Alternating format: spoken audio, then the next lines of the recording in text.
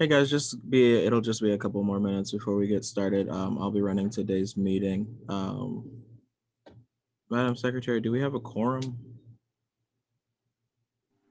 Yeah, give me one moment.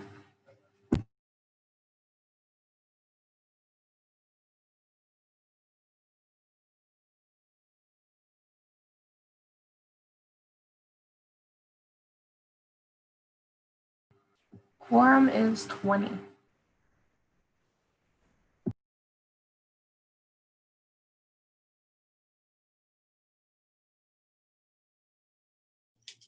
Thank you.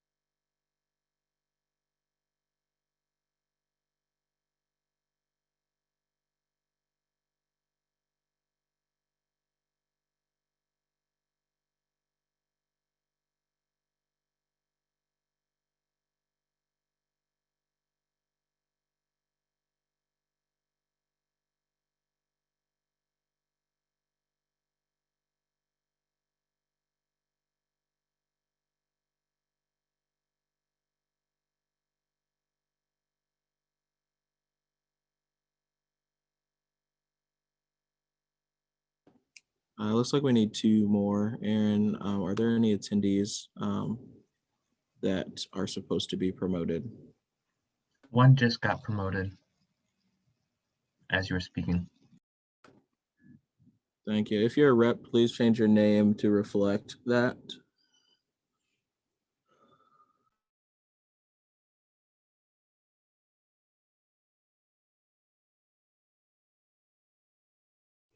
One more attendee just got promoted to panelist.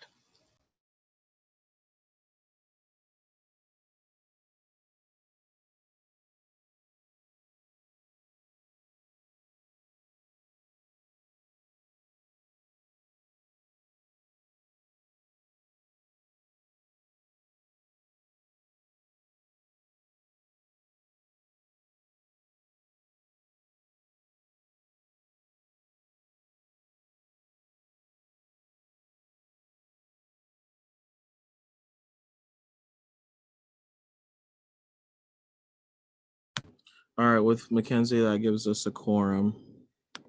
So we'll go ahead and get started. All right, welcome. Things are a bit different today. We had a leadership mix-up, so I'll be running today's meeting. Positional reports will be included in the meeting minutes. Moving on to communications, we do have a state of the WSA report from our president today, so I'll turn the floor over to her.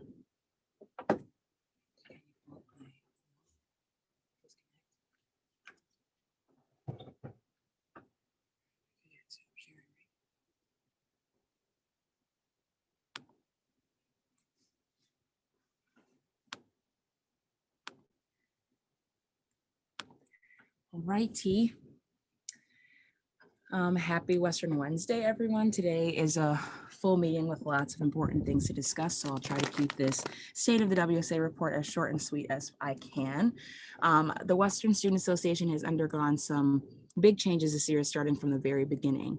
Adapting to our new virtual world during the start of the COVID-19 pandemic kept us on our toes.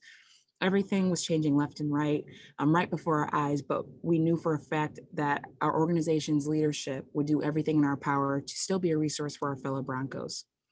We constructed our cabinet from a teamwork and a passion-driven standpoint. We were looking for people that would work best together to advocate and provide effective results for our students, and we found them. I cannot say how proud I am of this team, because despite the many obstacles and differences that have surfaced, our resilience showed up to be even stronger. We have the highest expectation for our cabinet, which are heightened due to the transition between our old and new constitution. This new bicameral legislature allows for more opportunities and structure to our organization as we continue to grow and expand each year. We are moved and empowered watching your passion for getting involved as you all tell time and time again that you are ready to make a difference. Given the state of our nation and the pressing demand for change, student leaders were prepared to hop on the train for justice and reform. It is rare to see WSA administration put in so much work to the summer, but this team, let me tell you, was ready to get to work as soon as possible. During the summer, WSA released a statement to faculty and staff advocating for grace for students who were still taking summer classes in times of despair and fear. We released a blackout statement identifying our support with the BLM movement and action steps to ensure that we weren't just talking the talk, but walking the walk. Part of those action steps we continued included presenting WMU administration with a list of demands for expanding student participation in the creation of COVID-related policies, as well as applying pressure to the university to make efforts in dismantling institutionalized racism. We began partnering with the Board of Trustees to adopt Southern New Hampshire University's Social Justice Fund to help eliminate educational disparities for Black and Brown students, had conversations about the creation of an anti-bias hotline with the Dean of Students, stood in solidarity with different student leaders and advocates for their own requests, open letters, demands, and recommendations for senior administration. This summer, WSA executed a 3-part community and collaboration event series with KVCC and encouraging different departments, including DPS, to be active members advocating for social justice within their own backyard. We had and continue to have conversations surrounding the future of the student assessment fee in relation to COVID effects. We held our first ever campus-wide student town hall for all incoming and current students to get more answers about fall semester operations. Members of cabinet also met with the university's COVID task force to advocate for better policies and guidance for students, SYNDICU's leadership to discuss affordable health services, and housing leadership to discuss unaffordable housing barriers for our community. A little over a month ago, cabinet had a retreat to kickstart the year. During our retreat led by the Office of Student Engagement, we identified the general purpose, values, and goals of the WMU administration that we will uphold. WSA is a group of empowered students, empowering students to make an impact together. We exist to unify students, amplify their voices, and provide new opportunities to leave a legacy. As a cabinet, we have identified 5 major priorities that we wish to accomplish for the school year. Our goals are the following. In terms of relationships, we are pushing to have monthly joint cabinet meetings, both with the President's Cabinet and WSA's Cabinet, in order to improve transparency, collaboration, and teamwork. In terms of communication, we want to secure mass email access and privilege, eliminating the avenue going through student affairs to better connect with all of you and the entirety of the student body of Western Michigan University. In terms of climate change, in the light of WMU's commitment to carbon neutrality by 2065 and have met half of that goal by 2030, we would like to see how WMU has made specific progress towards that goal. In addition, we would like to see WMU's commitment to lowering their carbon neutrality to 2040 with specific measurable timeline to that said neutrality. In terms of social justice, we want to combine the Mountaintop Initiative and the Social Justice Fund operations to commit all available resources to a lasting systemic change.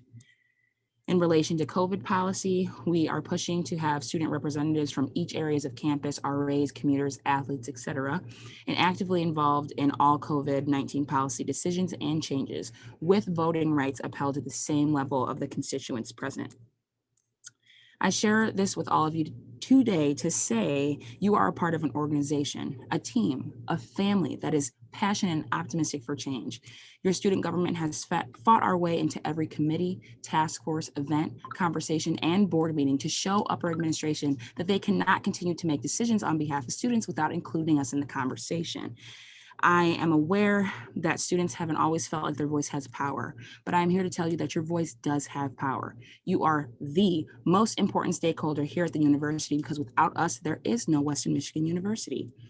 Although our university may be slow to move the needle, we are blessed with the enlightenment of opportunity to create change within our community. I continue to say, we are stronger together than apart. To my senators, to my representatives, to my judicial council, allocations team, my SSG committee members, and advocates, we are the future in sustaining a legacy, not only within our organization, but the overall betterment of Western Michigan University. As I close out, I'd like to leave you all with a quote by my president, Barack Obama: "Change will not come if we wait for some other person or some other time. We are the ones we have been waiting for. We are the change that we seek." Thank you.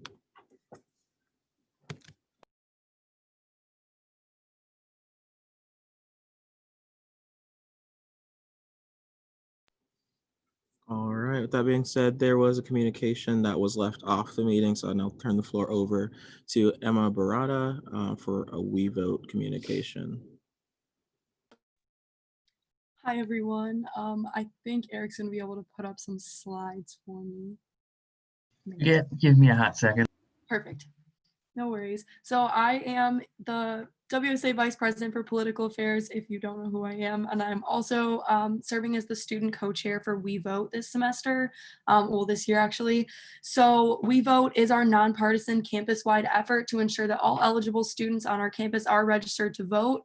So we are working as hard as we possibly can right now to make sure that students have the resources they need, even in this pandemic setting, to be able to get registered wherever they're from, whether you want to register here in Michigan or you want to register in your home state, and make sure that you have the resources to do so. So we have partnered with Turbo Vote this year to give you a comprehensive voting resource. I'm going to talk about that a little bit once this presentation comes up. And then at the end, we are going to talk a little bit about our campus-wide competition that we're about to launch between all of our student organizations. So all of you will get an invite to participate in that. But we'll start with this presentation really briefly. So what we're really encouraging as an organization this semester is to have all of you get registered and make a plan to vote. We really encourage you to vote early. That's something that you have the option to do in Michigan. So right now your clerk's office is open. Definitely go on and check those hours, and remember that your clerk's office is geographic to where you live. So just because you live in Kalamazoo does not mean you go to the same clerk's office as everyone else. There's actually 3 different clerks for the Kalamazoo area. So depending on where you live, you want to go to the Secretary of State's website and you can check your clerk's office there. If you are part of the Kalamazoo City Clerk, one thing that's really exciting, this slide did not get added to the presentation yet, but you can actually register in person on campus at the Bernhard Center now. So there is a precinct open on the first floor of the Bernhard Center. So that will be open Monday through Friday, that you can go in and actually register and vote early all at once on campus. So that's a great resource to have. We're really excited that they were able to push that through. It makes it a lot easier for us as students. It's so important, I cannot emphasize enough, for every student and every person in our demographic to register to vote. We are the up and coming generation. We have the huge potential to influence the outcome of elections, but we are notoriously known to not vote and not to exercise that right. So let me plead with you to please use that right, and please push that along to your friends. That's really the motivation that we have to do this competition that I want to introduce right now. But take a look at all this information. If you have any questions about how to register to vote, about voting, how to get involved with We Vote at Western, the website is going to come back up, but it's wmich.edu/vote. You can get all the information you need there. There's also an email that you can contact. You can also always feel free to reach out to me.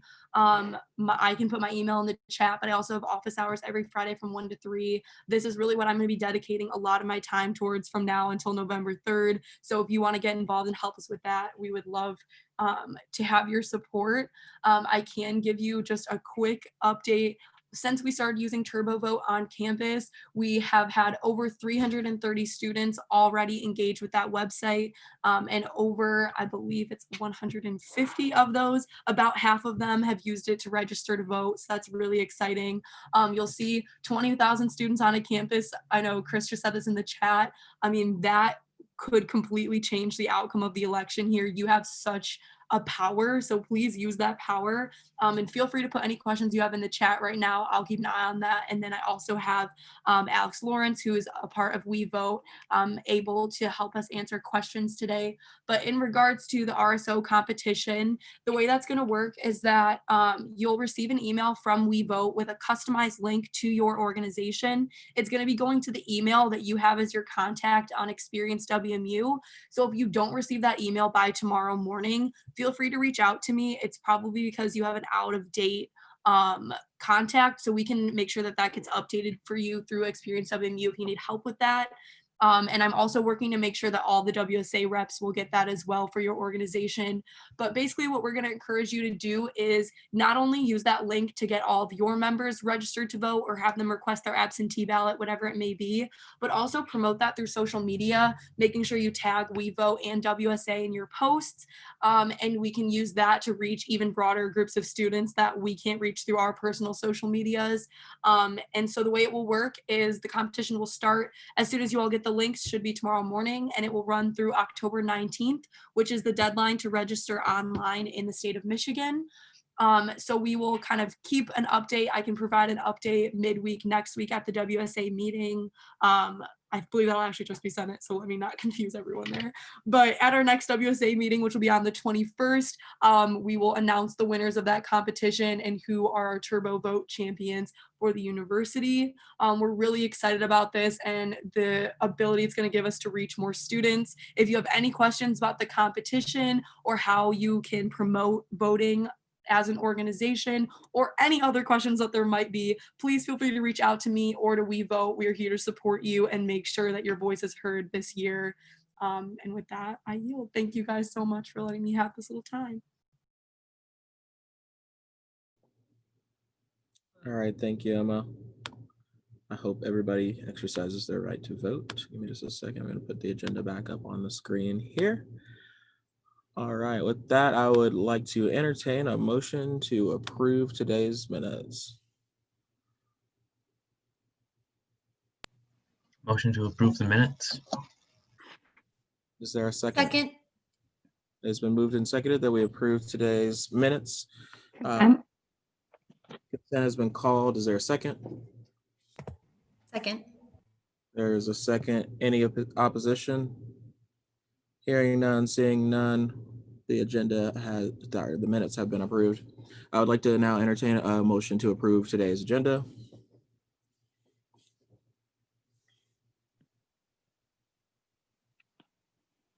I would like to make a motion to approve the agenda. Is there a second? Second. Second. It's been moved and seconded that we approve today's agenda. Is there any discussion? Is there consent? Consent. Is there a second? Second. Been moved and seconded. Is there any opposition?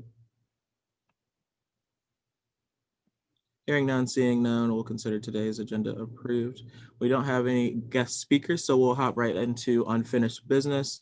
Eric Effinger sent out some resolutions last week, so you guys should have had those as read only. So we'll go ahead and put those up on the screen and give him the floor. First thing up is the underclassmen tuition fee resolution.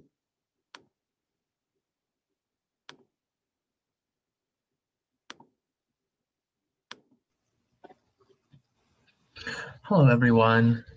Can you all hear me? Yeah, I'm seeing the head nods. That's always a good sign. All right. Jacob, do you want me to start talking now, or do you want me to wait for the resolution to go up? All right, I'll start talking now. So some of you may not know, but once you reach 56 credits, I believe it's 56, that's what I wrote in the university bill, that's what the university's website says, is we get charged an extra fee for being considered upperclassmen as part of our tuition. The issue with this is it doesn't take into account what classes you're taking. So for example, I came into the university with 26 credits from AP.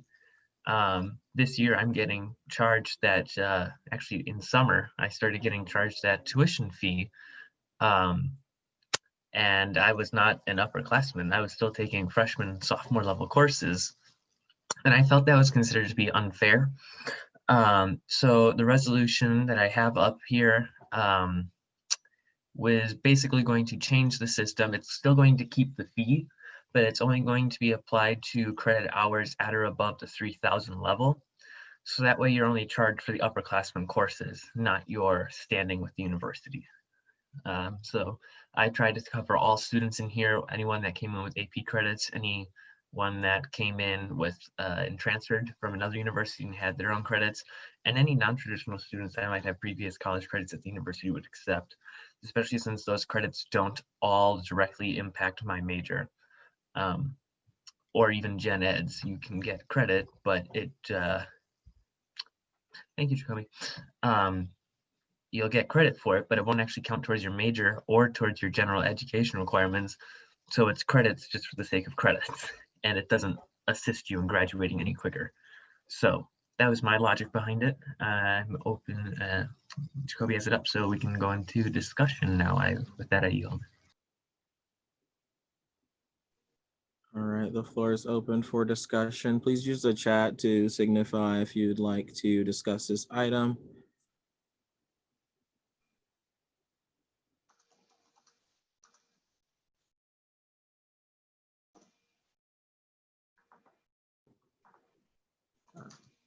Kathy, you may proceed. Thank you, Jacoby. This is like, I really support this resolution because as a upperclassman, you pay like a couple $1,000s every single semester extra, just regardless of whatever class you take. I've taken a couple 1,000 level classes after becoming a junior, and it's actually more expensive and you're spending more money. But in doing this, the money doesn't fall entirely upon upperclassmen shoulders, and you're not paying an upperclassman fee anymore. It gets factored into the total tuition bill and not as a separate fee. And tying it up into the tuition bill is just generally a smarter decision. That's all I have to say. Thank you.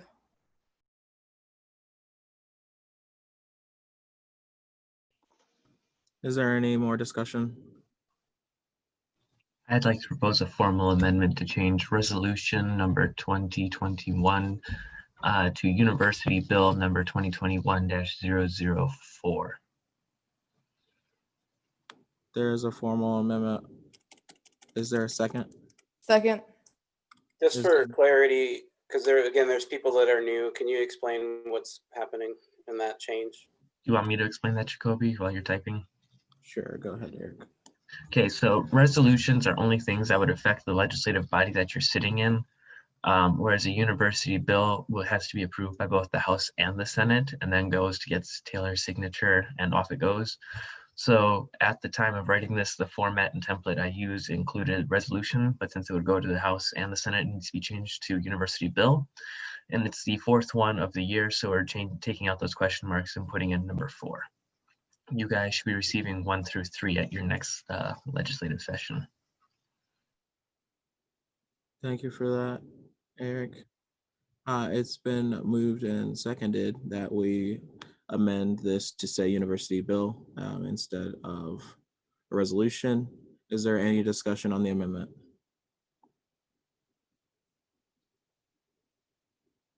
Hearing none, seeing none, we'll go ahead and move this into a vote. Point of order, I believe Representative Vladislav, I apologize if I pronounced your name wrong, put a yes in the chat section to talk. That was in the chat before you made your formal amendment, so it's just on the bill as a whole.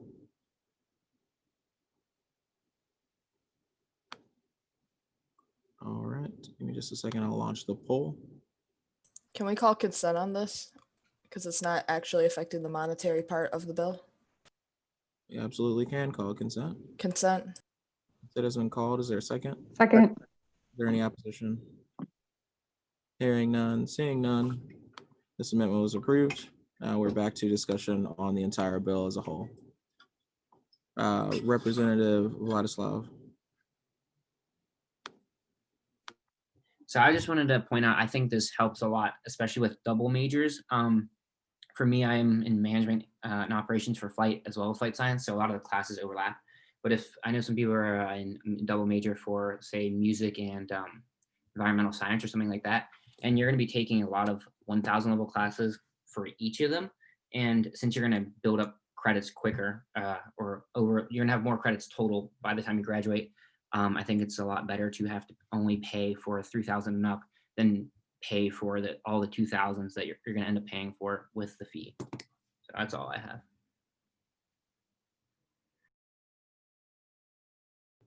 Thank you. There's somebody else in the chat under WSA VP. I'm not exactly sure who that is. Me. It's Emma. Okay. Yeah, so I just want to add too, I think that this is something, right, that the university is kind of notorious of, this sort of, I don't want to call it trickery, but it's kind of trickery. Like, let's be real, a lot of students get retained after their first and second year, and then they kind of, I don't want to say fall off the wagon, but like life gets hard, and you know, it's not the easiest to graduate from WMU in 4 years. So I think it is a sort of trickery that they're playing. They're saying, here, you can come to us for 1 year and this is your tuition, but wait, did you not read the fine print that you're going to jump up? So I think this is a genuine issue. And Eric, thank you so much for bringing it up, because I think it's something we all should fight for. It's not fair that it goes up and that it's not just absolved, because they're kind of deceiving us. And that's not cool. Thank you, Vice President Michelle. Is there any more discussion on the bill?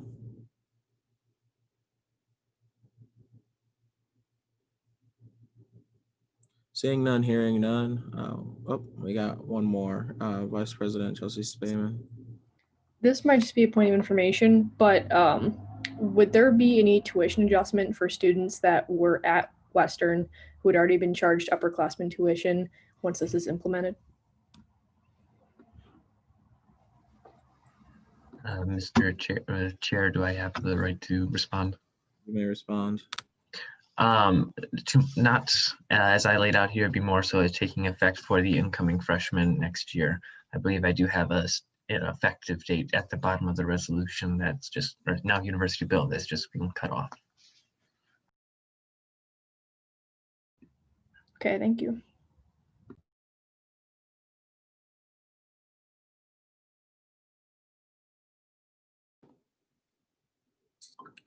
I would like to make a formal amendment to strike "and" from the last "therefore it be resolved" statement.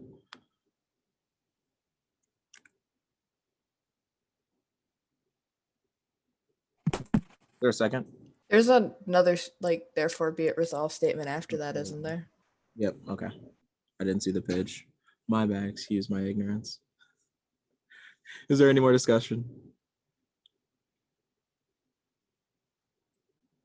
Hearing none, seeing none, we can go ahead and move into a vote.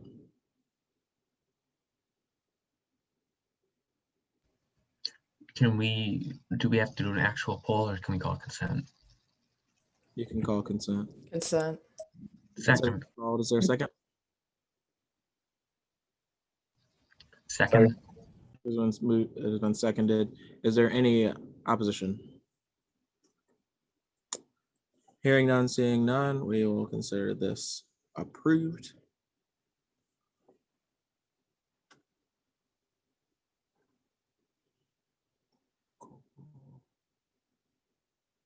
Just 1 second while we get the next item up. Next one looks like the Valley Dining Center parking resolution. Eric, if you want to go ahead and start explaining that one. Okay, so for this one, the parking lots right next to the Valley Dining Center are reserved for R-type parking, which is totally fine. Staff needs a place to park, but also is reserved for only F-type parking, which is residence halls only. I would, in this proposed resolution, I'd like to change those F-type parking spots to accept all WMU parking permits.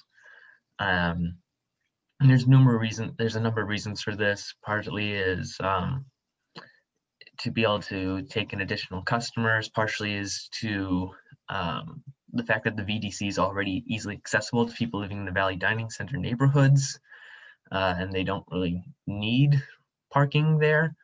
And as Western strives for sustainability, I mean, walking is a perfectly good alternative for all those that are able. So just trying to change the parking lots designations from lots 81 and 59 from requiring F to allowing all WMU parking permits. And also getting rid of 30-minute parking, because that is not enough time, especially with COVID-19 and reduced capacity right now. And we don't know how long that's going to continue, even though this goes into effect by fall next year. Even after that, for students that are running from, say, Corman Hall or the Frostig School for the Arts, running to the VDC and getting back to their classes, 30-minute parking is not sufficient. So that's my general take on it. All right, thank you so much for that preface, Eric. I'd like to open the floor up for discussion on the resolution.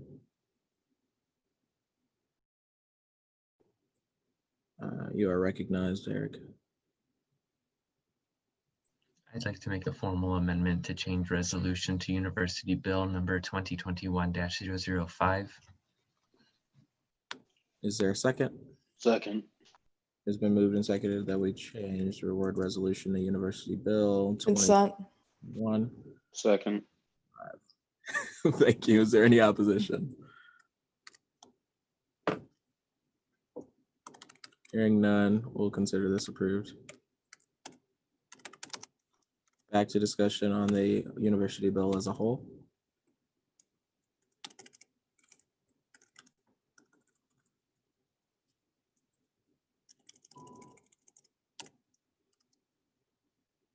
Don't be afraid to talk.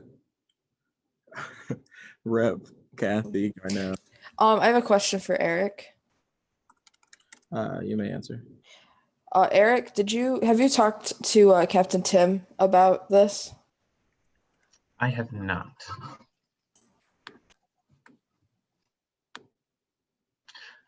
To my knowledge, also, Captain Tim, I believe, is currently on medical leave. I wish him the best.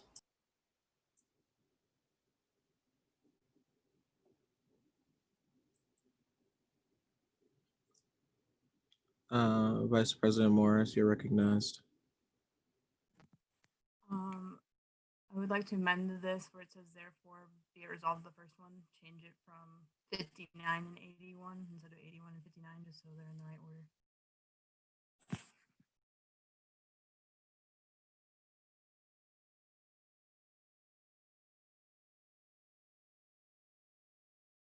Is there a second? Second. It's been moved and seconded. That we change it from 59 to 81. Is there any discussion? Consent. Second. There's a second. Any opposition? Hearing none, we'll consider this formal amendment approved. Back on to discussion of the University Bill as a whole. Representative Garnett. Thank you. I really like that this bill has been drafted up and put together. I asked Eric just to see if he'd talked to Tim, Captain Tim, because he offers a lot of very, very nice or very well thought out opinions based on the way parking should be structured on campus. This bill is way overdue, and I do believe would be beneficial for just generally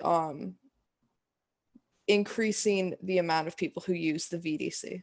That is all. Is there any more discussion on the University Bill?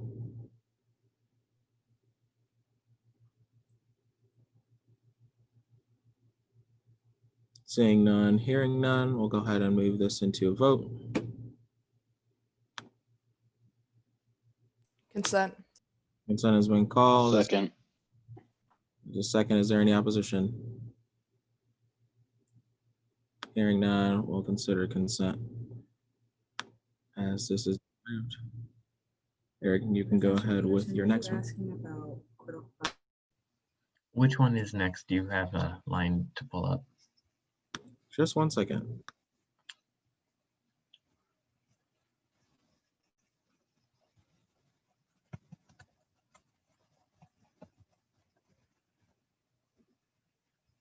So the Looks like hockey. focuses Oh, lovely.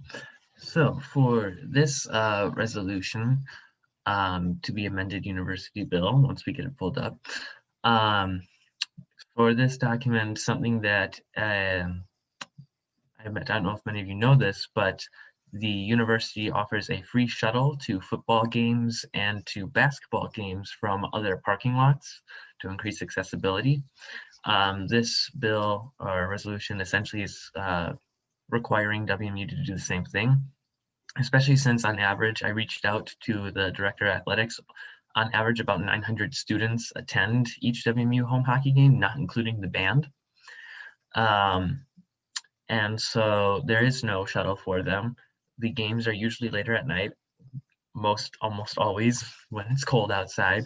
And for students that live in the valleys, it can be up to a half-hour, 40-minute walk to get back to their home. Another thing was I mentioned earlier with the whole sustainability aspect of it is offering mass transit to transport people back to the Bernhardt Center, cuts down halfway across campus and decreases carbon footprint per student being transported. And it will hopefully show that we show equality between all of our WMU athletics. With that said, I yield.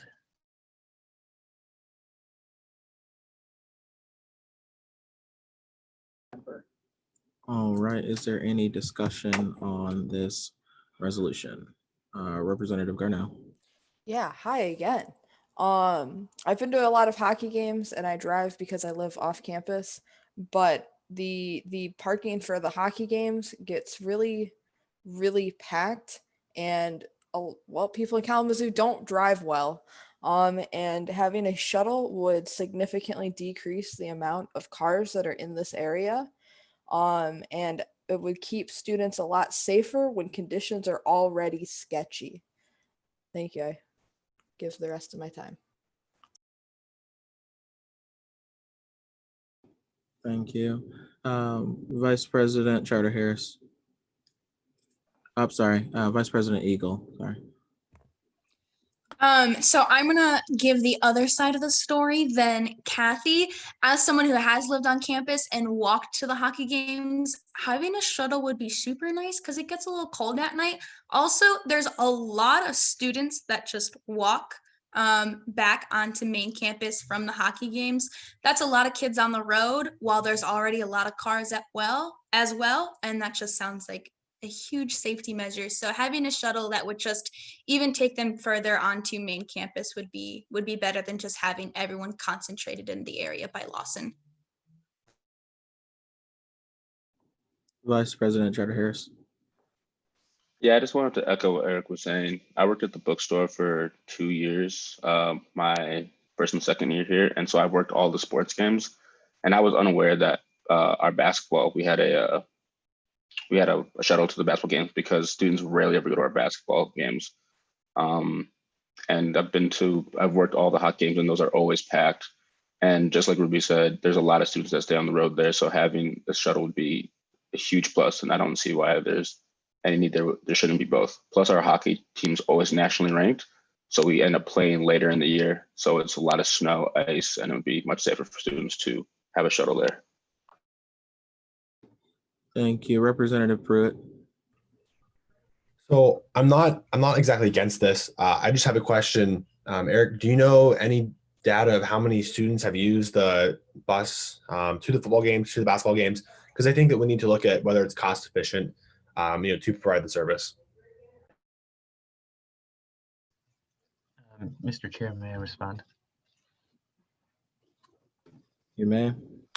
I do not have any hard data. However, from experience, I can tell you that the buses are generally full, or at least have members of the crowd on it, especially when you can see multiple buses running on the same route in a couple minutes.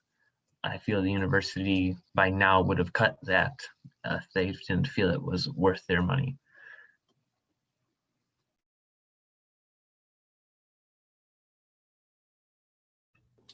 Thanks. Is there any more discussion?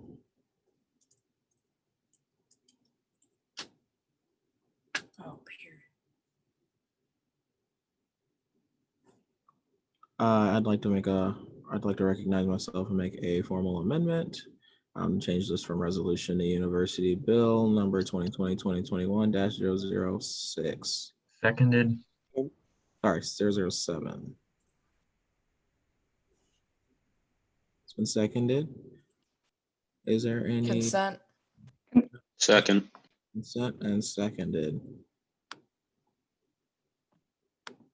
Is there any opposition? Hearing none, we'll consider this approved. Is there any more discussion on the document as a whole?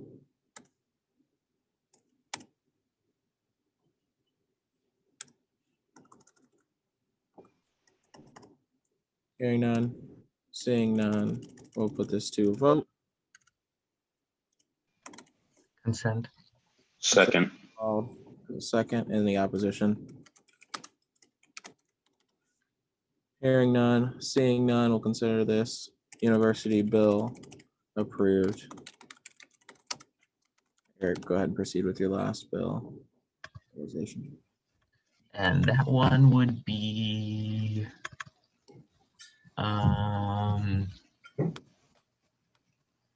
the identity one.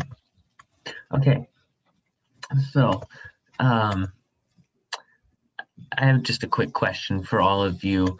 If you could use, I don't know if you guys are able to use the emoticons or anything like that on here, but if you guys can tell me what Western Michigan University's mission statement is, I will, from memory, I would be thoroughly impressed. But if you can, if you have the ability to give a thumbs up, that'd be great. And I think this is one of our biggest problems with our university. If any of you have been to the Student Recreation Center, next to the service desk by the stairwell, there's a plaque. It's probably about 1.5 feet long that has this mission statement of the university on it. The mission statement's not even posted on the website of the university, to my knowledge. I've looked intensively. And I think this is something that is an area of concern for us. The university, they talk about brand identity and protecting their image and their logos and their trademarks, but they don't have anything tangible for the students, the faculty, and the staff to identify with. Not developing competence as a participant observer. And so to create a single, clear, concise, short mission statement that is accessible to everyone to show what the university as a whole stands for, it keeps everyone accountable to each other. We as students will have the ability to go to administration and say, this is what you stand for, this is how you're not following it. Or we can go to them and say, this is what you stand for and you're doing a great job, you're killing it. Same thing with faculty and staff. Our students ourselves, if they want to, this is something that we all believe in, for example, the COVID-19 mask policy, that's been controversial, but if it aligns with the mission statement of the university, there's backing to it. So it gives a firmer stance from the university and also helps us to rally around something when we believe in it. With that, I yield. Awesome. Thanks so much, Eric. I'll open the floor for discussion. I'd like to propose a formal amendment to change the resolution to University Bill number 2021-008. Is there a second? Second. Excuse me. Consent, and it's number 7. Thank you, Kathy. Is there a second to the consent? Second. Second. Is there any opposition? Hearing none, seeing none, consider the formal amendment approved. Back to the university bill as a whole. Any discussion? Representative Pruitt. I just quickly did a search online. I typed in WMU mission, and there is clearly a mission statement and a vision with the 3 ideals or pillars of Western. So it is out there. There's also a 2020 strategic plan that lists out, all the missions, the visions, the ideals that Western follows. And so it is online. It's available to students. And so my question is, what exactly is this covering, since that's already available? So, okay, if you were to look at, I'm going to use my hometown police department, for example. Their mission statement is to serve and protect. It's something that everyone knows. The Office of Student Engagement, their mission statement's about 7 words long. A mission statement should not be everything you're trying to accomplish. A mission statement should be 2 things that you believe in. As Taylor mentioned in her address to the WSA, we sat down with the Office of Student Engagement as a cabinet to discuss our mission and our goals for the year. And something that the Office of Student Engagement pushed for is that you should only have 2 adjectives to describe what your goal, like what your mission is. So we chose for our administration that it would be to amplify and to unify our students' voices. It's simple, it's easy to remember, it's something that everyone can rally behind. To have a plaque that is over a foot long to fit all the text is ridiculous, in my opinion. Nobody knows what the university is standing for when they're trying to cover everything in that much text. It needs to be clearer, it needs to be conciser, and it needs to be more accessible. Because for example, I had to type in Google WMU mission statement, and it took me to their fast facts page, and it wasn't there. And that's concerning to me because it shows that the university itself doesn't seem to consider that to be important to be on their facts about themselves page. I just put a link in the chat, and that table will take you to the page that shows the mission statement, the visions, as well as the strategic plan. But thank you, Eric. All right, Vice President Morris. I guess it's several points to bring up. One would be about the conciseness of the mission statement that they have, if we're calling it a mission statement. I personally only knew it or the 3 components of it because of my role as a student ambassador, but not as a student. So I think that again is troublesome. I think that that's something that people aren't rallying around. It's something that we promote to promote it, but it's not something that we are necessarily adapting across campus, whether it be in the classroom or in different elements. So I do see a need for this resolution. I'm not entirely sure if it is as encompassing as we'd like it to be. I personally believe that within the brand identity that Western currently has, there are several issues with it. From the visual identity that we have, we're constantly changing logos. I can't even tell you how many times. And sometimes the logos themselves are really outdated, right? The current one has 3 different font faces. Like, is that really a good investment of the university's time to just keep updating logos and changing signage? I'm not entirely sure, and that's more of just an open-ended question to you all. But then the other thing that I wanted to kind of touch on is if in this specific one, I'd like to make a motion to change the last whereas WMU students. It would be university-wide needs a hyphen in between university and wide. With that, I yield. Could you restate your amendment, please? I would like to change the university-wide statement. Nope, not there. It says, look at a singular university-wide statement. It just needs to have a hyphen in between university and wide. All right, is there a second to that? Amendment? Second. Been seconded. Is there any discussion? Consent. Consent has been called. Second. There's a second. Any opposition? Hearing none, seeing none. We'll consider that amendment approved. Back to the speakers list. Looks like we have Vice President Theory. Yeah, other than echoing pretty much everything Eric said, because he hit it spot on, not only do the students not know what the mission of the university is, the university doesn't know the mission of the university. And when we're talking about the COVID-19 pandemic, some universities will not make it out of the COVID-19 pandemic on the other side. How can we differentiate this university from other universities that are trying to stay afloat? If we don't know who we are, I mean, we know who we are, but if the university doesn't know what the university is, that's not going to bode well for prospective students. And to Eric's point, the mission statement, I was trying to count the words and I got lost after like 30. It's too long and it doesn't really say anything. And what it does say, I don't know if it's exactly accurate. So, and I think this is a potential project that you all can get involved in. The university has a fairly expansive strategic marketing department that I'm sure would love to hear your input. So definitely, if you're interested in and trying to craft this, I'm sure they would be all ears, and we can help connect you.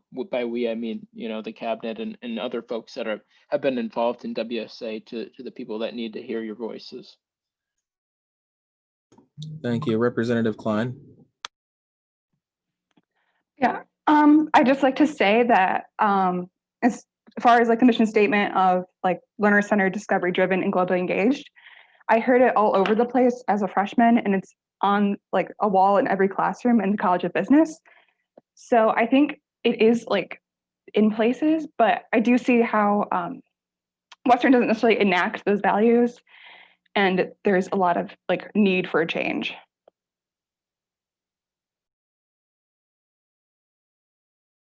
Thank you. Representative Garneau. I have two things. The one is that our current standing mission statement's not a statement, it's an essay. And like I don't even write essays that are that long as an English major. The second one is that I would like to make a formal amendment. I don't know where it would go, but I would like to request that any action towards crafting a concise mission statement should include at least 2 student voices as appointed by the WSA. May I amend Second. the amendment?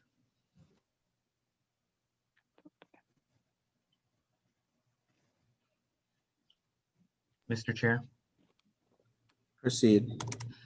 might I request in respect to Representative Garneau's formal amendment to place it under, not under, but after the first, therefore be it resolved, where it says the Office of Marketing and Strategic Communications and other members of senior administration, comma, as well as 2 student members appointed by the WSA. What if we take this and out and then do comma? Okay. I accept whatever that changes.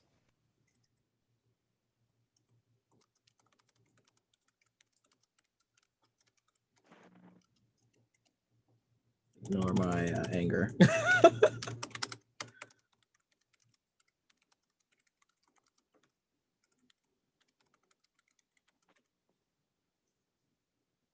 All right. Is there a second on this amendment? Second. There's a second. Is there any discussion on this amendment? Consent. Consent has been called. Is there a second? Second. Second, is there any opposition? Hearing none, seeing none, we'll consider this approved. Back on the university bill as a whole. Vice President Effinger. Thank you, Mr. Chair. So I continued from what Henry said. Our mission statement is 56 words long. Also, it is supposed to be a mission statement, and it's 2 sentences. They can't even fit it into 1 sentence, and it's supposed to be a statement. So it also says it's learner-centered research university, building intellectual inquiry and discovering the undergraduate, graduate, professional programs in a way that fosters knowledge and innovation and transforms wisdom into action. And that's just the latter half of the first sentence. Now, I know that Representative Klein mentioned that it's in every classroom in the business college, which makes sense. That's good marketing. But as an aviation major, I've never seen it at the College of Aviation campus in Battle Creek or in Corman Hall. So I understand the difference in perspective, but I don't think we can allude to the Hayworth College of Business as an overall arching theme for the university. And Henry, I did not actually count it. I just copied and pasted it into a word counter. With that, I yield. Thank you. Is there any more discussion?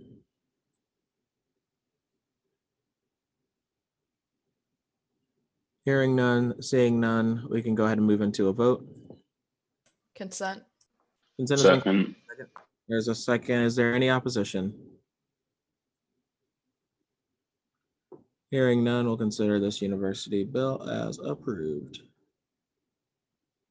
Woohoo, we just passed like 4 pieces of legislation. Is anybody else pumped?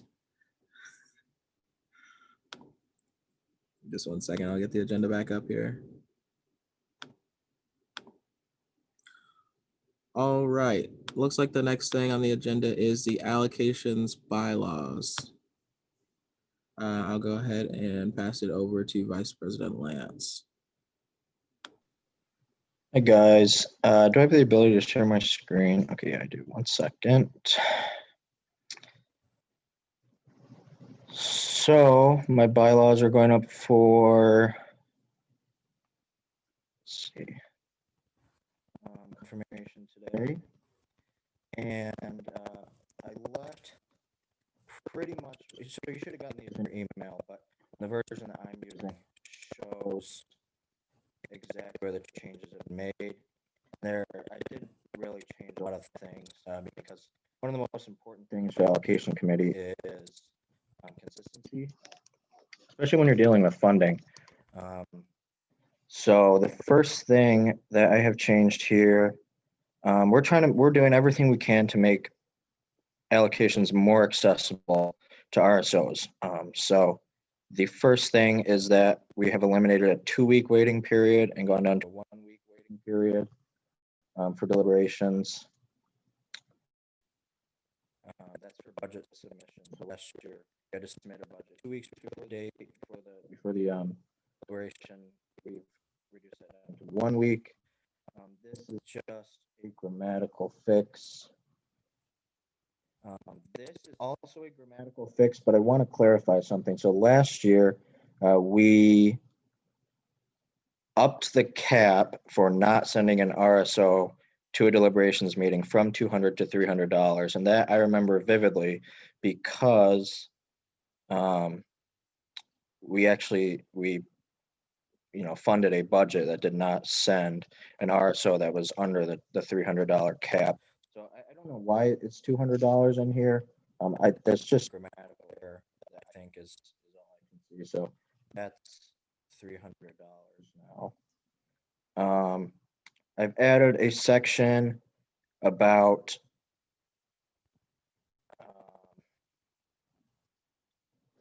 RSOs having to fill out it's a new for those of you who have done this before, it's the new after action report. So instead of having to fill out the after action report, we're now filling out an event reflection report, which is much simpler, much more accessible. It's just a Google form. That's it's not of high mark, I suppose. This is dealing with the WAC secretary. So we don't actually have a secretary. It's not a position anymore. We haven't used a secretary since I've been on the allocations committee. So we just got rid of that. And lastly, I believe, oh, sorry, one more thing before last thing. So we want the allocations committee wants the ability to send a representative to any event that is funded by the allocations committee to judge, to gauge the value of that event. Was it successful? Was it not successful? Things of that nature. And so that was kind of an understood concept previously, but we're adding it as an official to have the right to do that. And then finally, we're adding an addendum to the Constitution, and that is here. So I'm adding this addendum basically to protect us from COVID, to protect the allocations committee from getting involved in any COVID, legal matters to say. So this addendum is specifically regarding COVID contingent safety protocols. In the future, you could add another addendum if you need to, hypothetically, but this addendum is regarding the COVID-19 safety procedures. The main ones that are important are the ones that I've highlighted here. So allocations committee is not funding any travel this year, or at least until the university travel ban has been lifted. That's across the board. That's pretty widely accepted. We're also not funding any expenses. There are any budgets that go against the social distancing policy, any of the WMU social distancing policies, any of any state, federal, local laws that, or executive orders, mandates, and enactments. So again, just protecting us in the legal aspect. Also preserve the right to cancel deliberations for COVID reasons, and just the fact that this addendum trumps, anything else in the bylaws right now. Also, I want to let you know that, at a time where the state moves into stage 6, or, we're done with COVID-19 in general, that an allocations commissioner, who will most likely not be me, can, propose a set of bylaws that doesn't incorporate that specific addendum anymore. So, at a time when we are again in a safe position regarding COVID, that addendum can be removed and we can go back to normal allocations bylaws. So that is all I have. I think we move into discussion. Yes, I'll open the floor up for discussion on the allocations bylaws. Looks like Representative Garnell.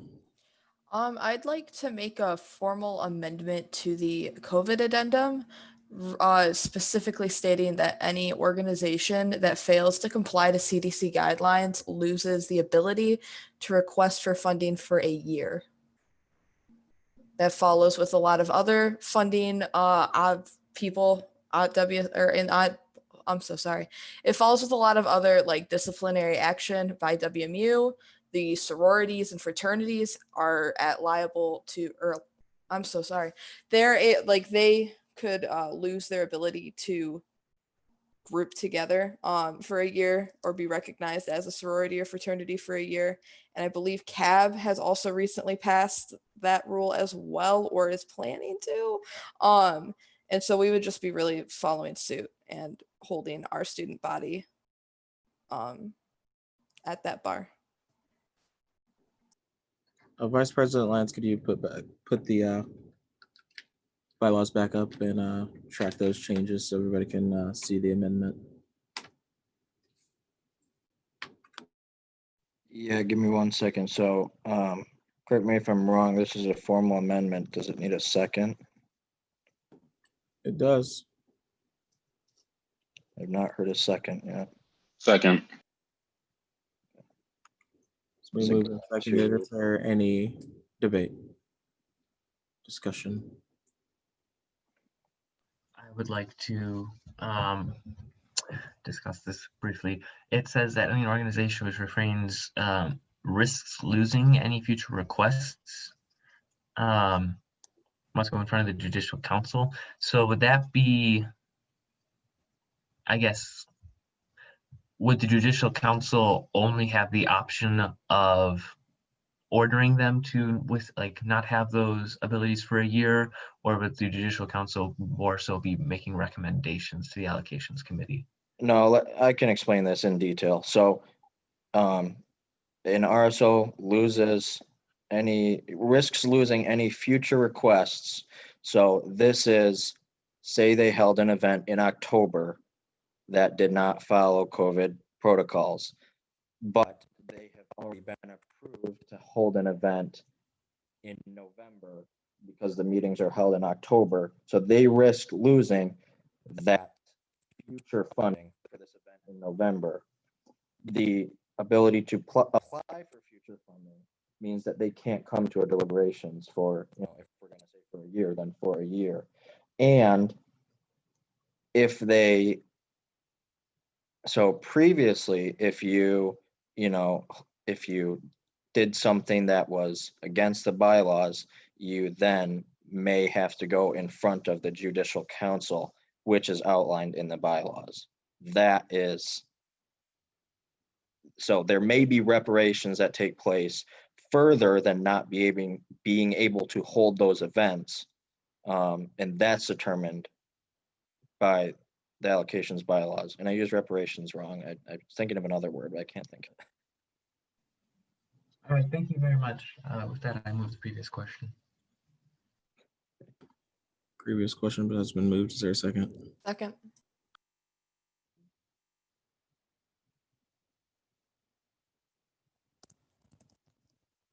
Oops. Can we call consent on this or? Yeah, consent has been called. Is there a second?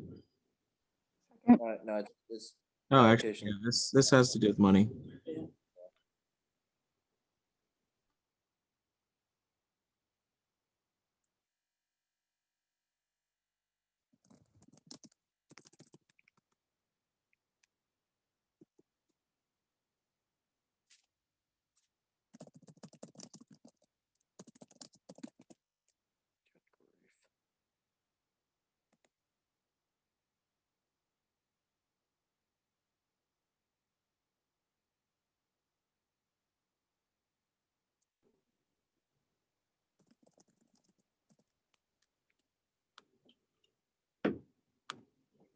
All right. We are in favor of this amendment. We're back to discussing the bylaws as a whole.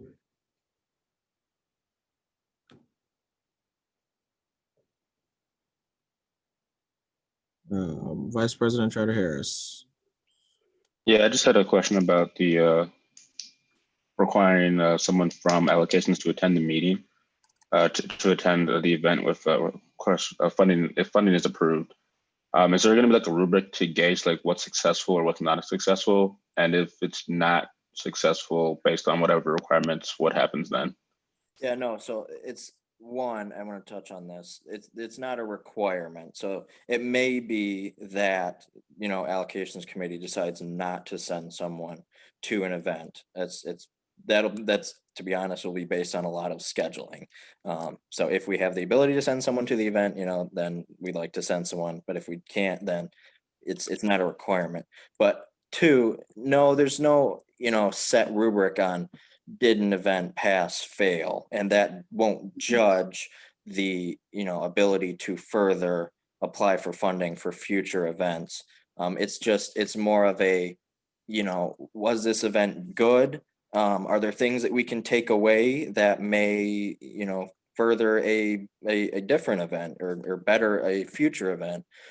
It's not necessarily, or did they choose not to hold the event, right? Is there something wrong? Are there things that they were doing